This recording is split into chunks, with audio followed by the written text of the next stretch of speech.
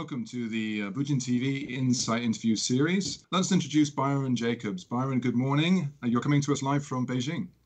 Yes, good morning from Beijing. I hope you're all well. I'm happy to be here with you guys. Thank you so much for taking the time to join us.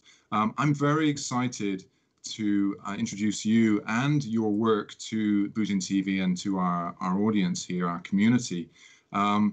So Chinese martial arts is, for me personally, a fascinating area, although, of course, mainly I study karate, but Chinese martial arts is fascinating. Your work is going to give us a fantastic insight into that. And what I wanted to do today is learn more about you, and then also about the work that you're sharing with us. You've given us 15 videos in 3 series, which we'll come back to in detail later on. But for now, would you just tell us about yourself and your path through the martial arts?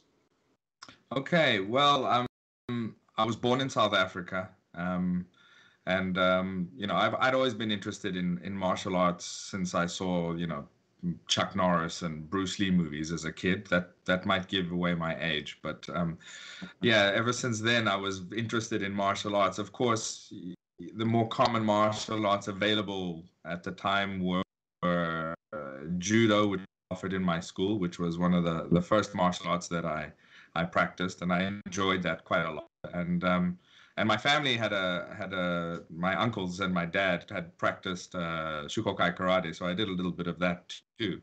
But then I moved. I left South Africa quite young. I lived in Brazil. I lived in the USA. But I'd always had an interest and a passion for martial arts. So I practiced whatever was available domestically or locally to wherever I was living when I could, going through those years. But after I was around 10 or 11, I moved back to South Africa. And it was then that I decided, okay, I really want to pick up something more seriously as I got older. And I did some other, what you would call an eclectic style of Japanese martial arts. It was a teacher that taught. He had a background in different styles, and he just taught as he felt like teaching. It wasn't, I wouldn't say it's a particular style.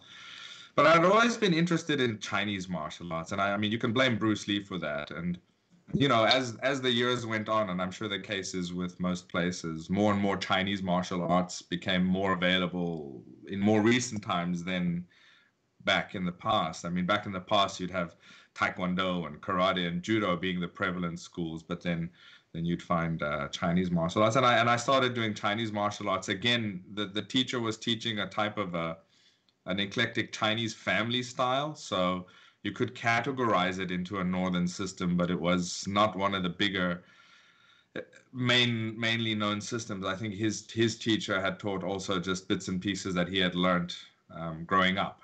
And I did that for a while, but I was very keen on going, head over heels into it, just diving into it deeply. And I was always looking for a place that did that. And then there were some people that had arrived from China that were teaching.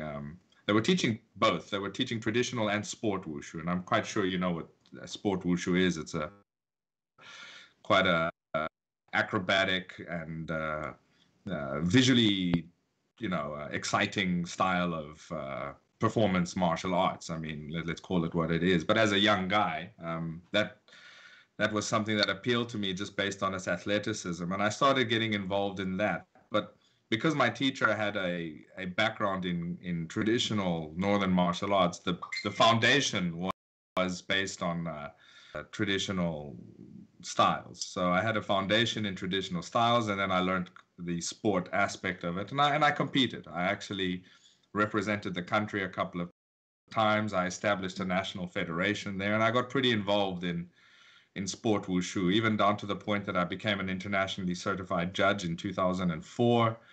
I'd been called numerous times independently by the international organization to act as a judge, a head judge. I think up to a certain point, I'd served as head judge at the World Wushu Championships and other international Wushu Federation events, probably more than anybody else has.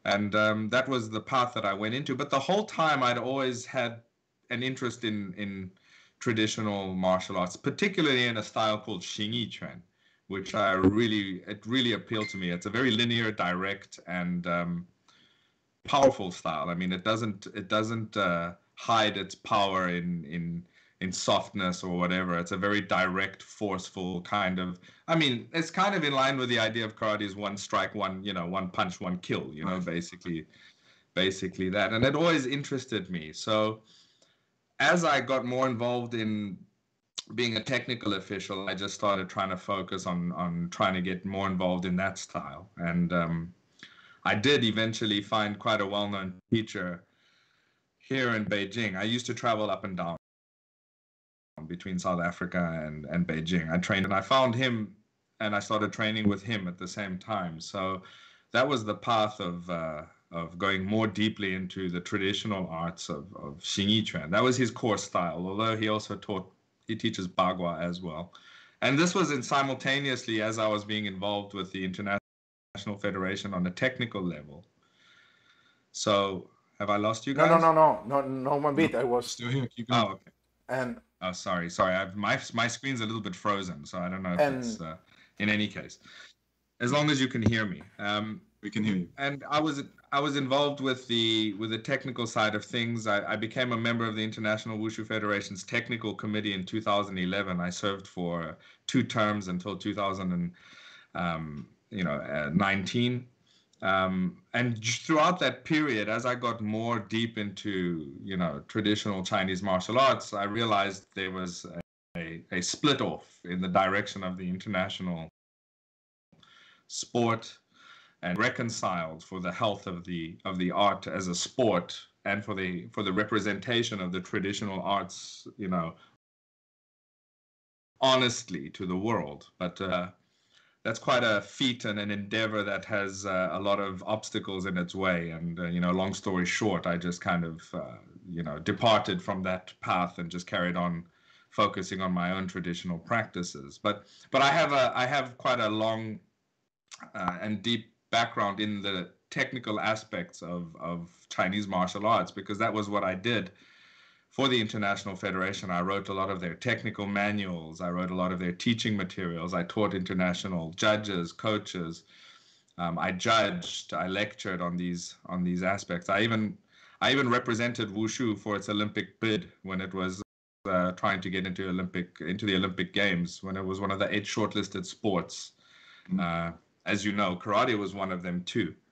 So I went through that entire process as the technical representative. I did presentations to the IOC in Lausanne and St. Petersburg. And then again, for the 2020 Tokyo Games, I did a presentation in Tokyo. And of course, we know that karate was selected for Tokyo. No surprise there. But yeah. Point to Chuck Norris. Through this experience, yeah, go ahead. Sorry. Point to Chuck Norris. I didn't hear you there. Point to Chuck Norris, I said. Yeah, point to Chuck Norris. Yeah, good, exactly. Even though he did Tang Sudo, is as far as I know. But anyway.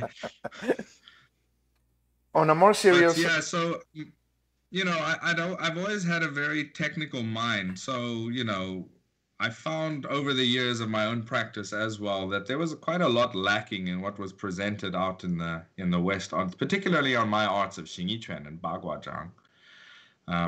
And that's what led me on to starting to try to make these primer videos that I've released here, which have been well received. You know, the goal was not only to show correct methods, but to present it in technically accurate language in the most effective way possible for English speakers. So while at the same time doing justice to the traditional art itself in terms of the correct methods, also doing justice to the fact that we're trying to get these to Westerners by using the most technically accurate language and methods to present the practice to the public. And that's what I did. So I might have glanced over my training with my teacher, but my teacher is a man called Di Guoyong, who's an old generation Xingyi Quan and Bagua Zhang practitioner. He's quite well known in China because of some of the things that he did here and who his teachers were.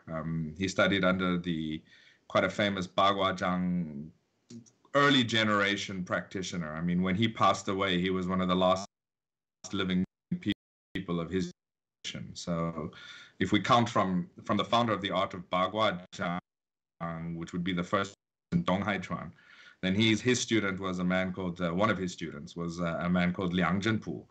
And my grand teacher was a student of Liang Zhenpu. So, you know, a lot of the times when I tell people my generation in Bagua, they get shocked because usually the people of my generation are 70 or 80 years old, you know. So it was very good to train with somebody who had been exposed to the art at that generational level, because there are certain aspects that as generations go by, you know, get lost or changed, or it's like a time capsule.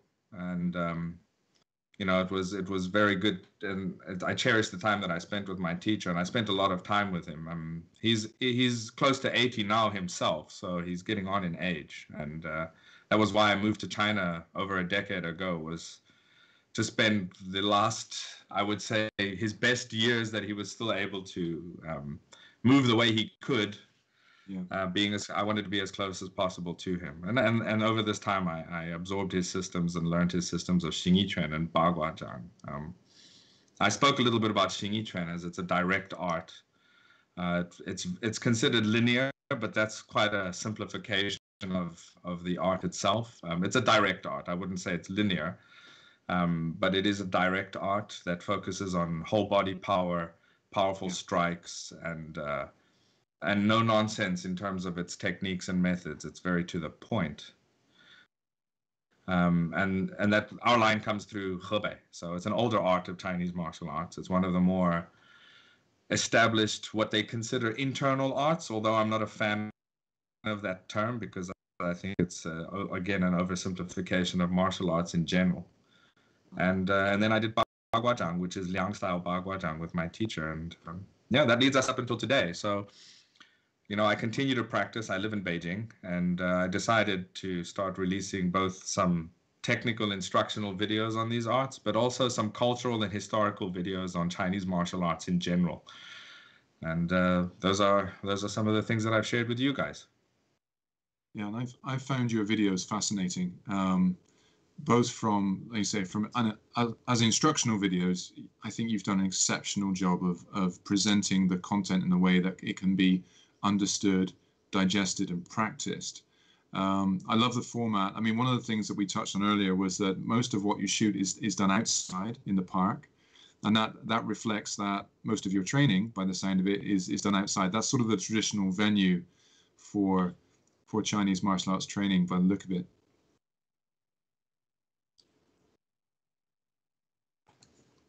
Yes. Can you guys hear me? I can hear you now. Yes. Sorry, I lost you for a second there.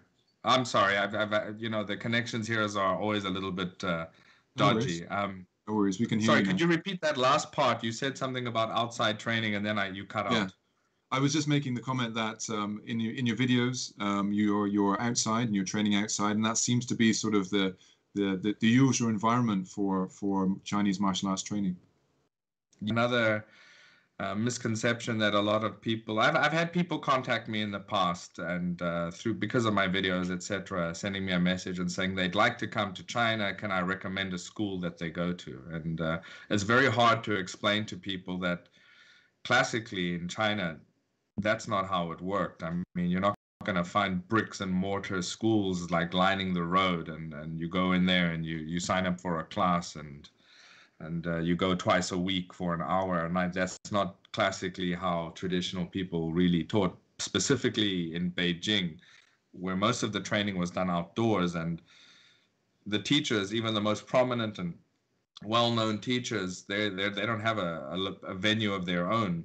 They would teach in a park or a public space, whether they're visible or secluded, it depends. And that's just how it's been generation to generation. So you'd need somebody to firstly make an introduction and then be prepared that you're going to be training outside, and you're going to be training outside for the most part, hot or cold, rain or shine. That's just how it is, you know. For the most part, that's how the training is done here. And frankly speaking, I've spoken about this before, that for me, in a place like China, specifically in Beijing, which has a very distinct 4 seasons, you know, we have a very distinct spring, we have a very distinct summer, we have a short but distinct autumn, and we have a very distinct winter.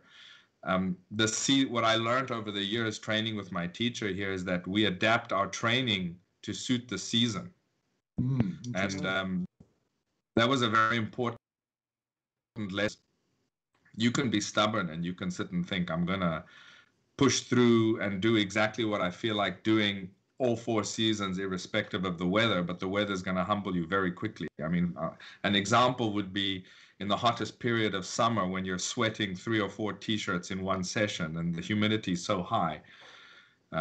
You can't really do spear, I mean, for example, because, you know, we hold the spear and it's usually the shaft has to be very tight on your abdomen, on your body. It has to be very tight on your body. And of course, then all the sweat from your body gets on the spear, which then when you're sliding the shaft of the spear up and down through your hands doing thrusting or techniques that are required, it grips, your hand doesn't slide. I mean, it just gets stuck. And now add to it that your hand is now absorbed a lot of water and you start ripping skin off your hand, you know. So the key for me was learning how to adapt my life to adapt my training to every aspect in your life. So another example would be in the dead of winter when it's -17 or -20, you try not to sweat so much. So you focus your training in a different way, because once you get completely soaked, you get cold and then you get sick and then you're not training for 2 or 3 weeks anyway. So it was very interesting to learn how to adapt your training, that it's just as productive, but you're focusing on different things in different seasons. And yeah, I'm used to it, and I like it. It's something that I look forward to, is these seasonal training changes. Oh, that's fascinating. Yeah, that is really, really interesting. Chris, is there anything that you wanted to ask? I can speak here for an hour. I was looking, when I was uploading the videos in the platform, I was looking at the primers videos.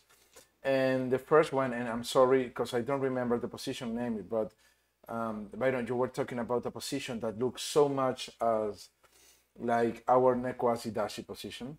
And you were explaining that the front foot needed to be inwards 10 degrees.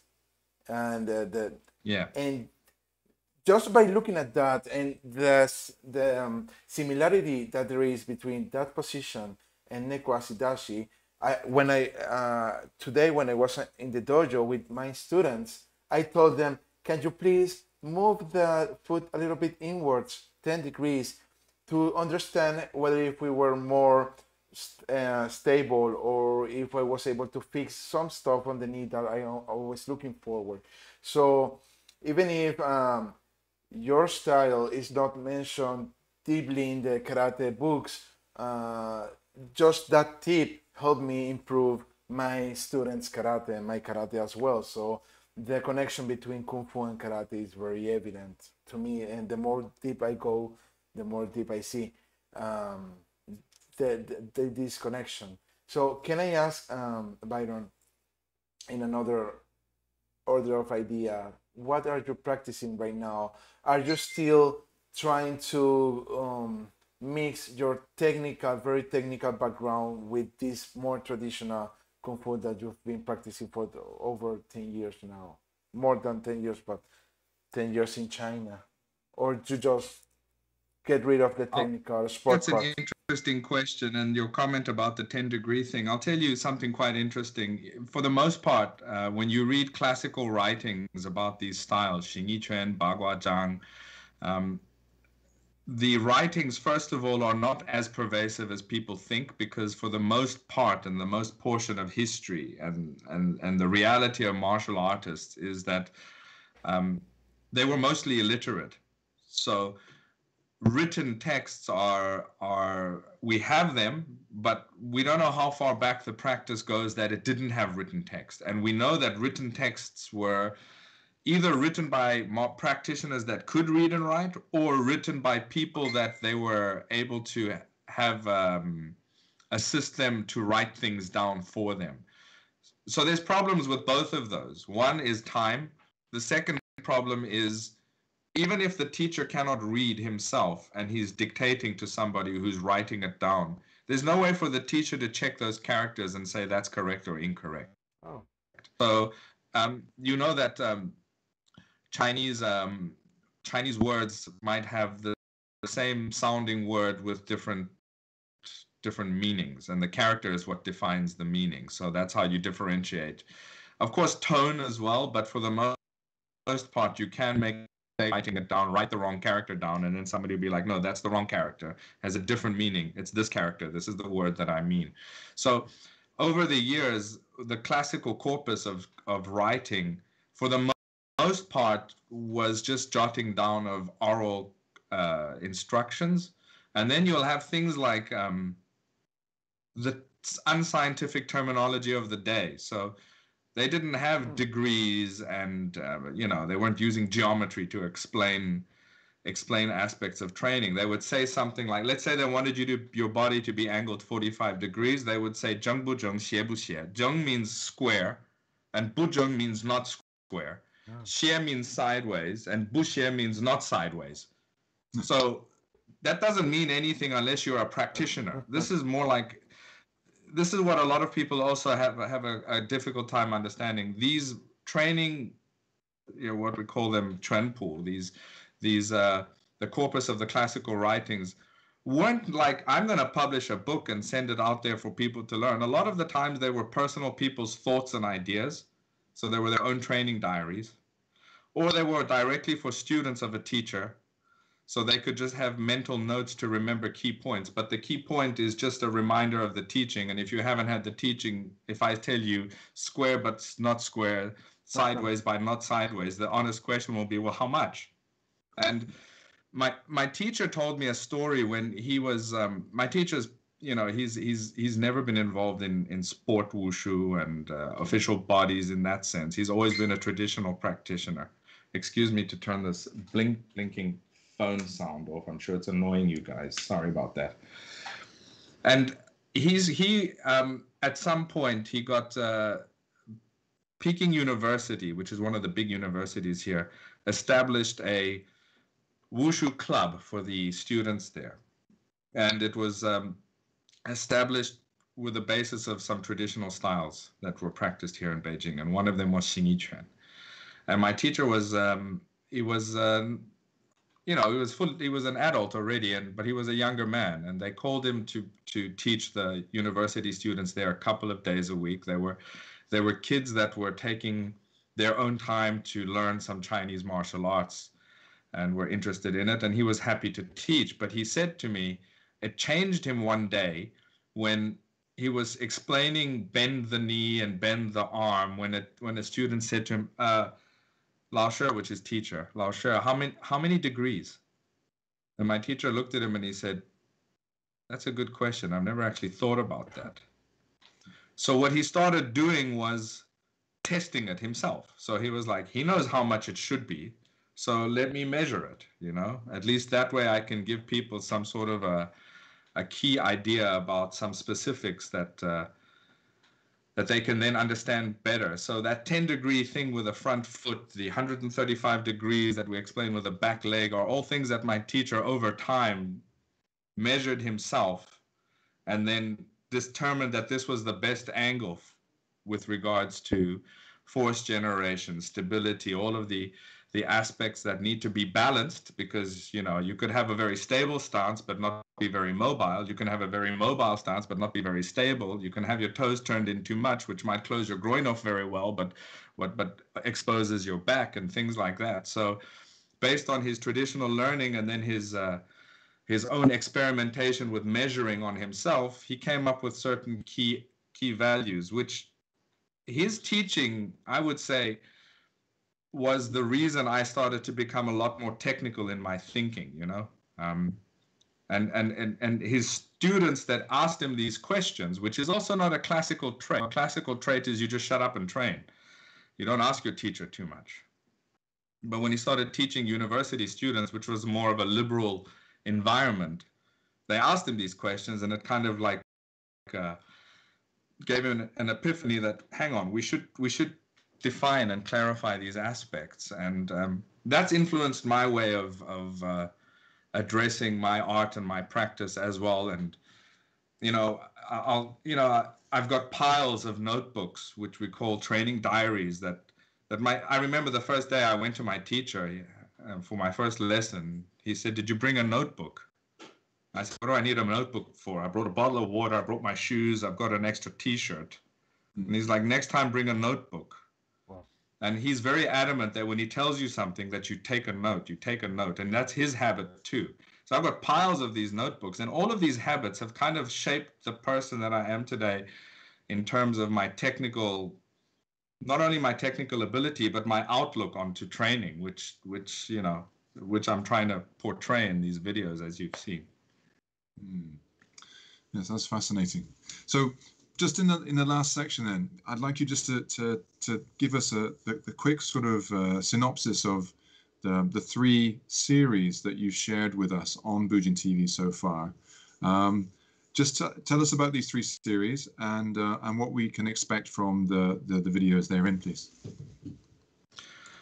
All right, so the main series are, there's the Xingyi Quan 10-minute primers. So the key point of these was to introduce the basic practices and foundational practices of the art of Xingyi Quan, particularly Hebei Xingyi Quan. So it's the lineage that I practice. Hebei is a province in China, and Xingyi Quan in general is split into two main streams. We're leaving out an older art there, but a simplified story here is that there's the Shanqi stream and the Hebei stream, which are 2 different practices.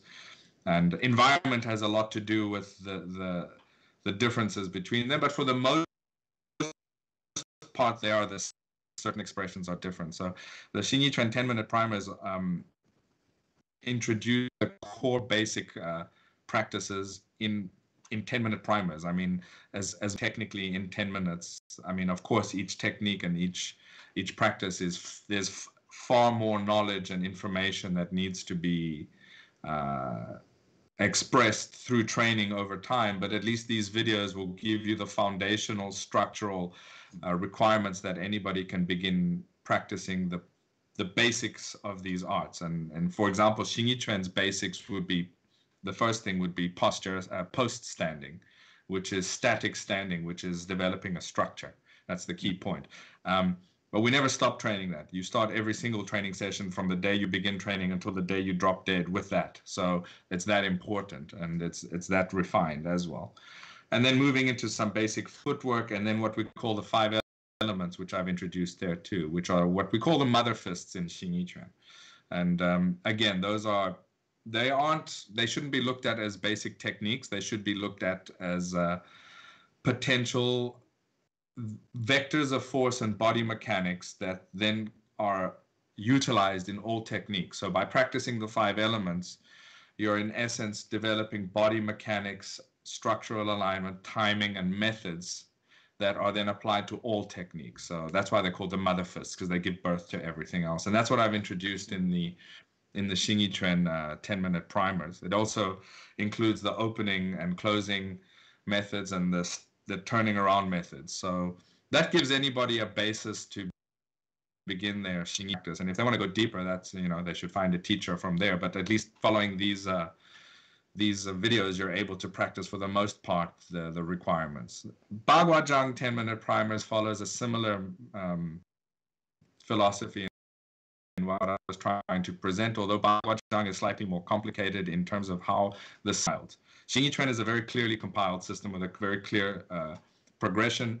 Bagua Zhang, if you understand the history of the art, was an art that was taught to accomplished martial artists. So it was taught to people that had a very, very deep and very well-developed basis in other martial arts. So Bagua Zhang doesn't have to go so deeply into basic principles because the founder was teaching people with high levels of skill already. So he was just trying to add to it. So that was a little bit more complicated for me to present in these primers. But again, my teacher has got a very systematic approach to how he thinks of things. And there are a few key things that we consider foundational basics in my family style of Bagua. And that's what I've started presenting in those Bagua 10-minute primers. So those are those 2. The other series is something that I thought up a while ago. called Kung Fu Explained, because there's a lot of misunderstanding in these arts, particularly. I wouldn't say it's not only limited to Westerners. There's a lot of Chinese people that are confused about these arts, and I think my first episode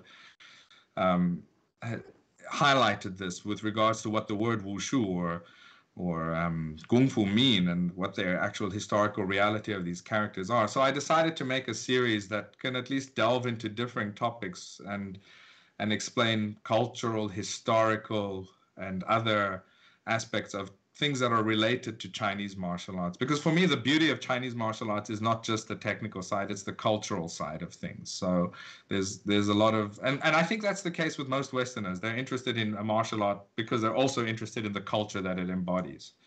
And that's the Kung Fu Explained series. And that's still quite early. I've done 4 episodes of it. The first one explaining those characters, and the subsequent 3 episodes, I decided to go into the Shaolin Temple's history, because again, that is just, in today's day and age, it's misunderstood, misrepresented. So those are those. And actually, there's another series that I uploaded, which I call Xingyi, but it's just impressions from different martial arts people, showing their practice and talking to them about their philosophy. So there's some prominent practitioners that I've interviewed there. One of them being, for example, Zhang Weili, who is China's first UFC champion, and she's a female champion at that.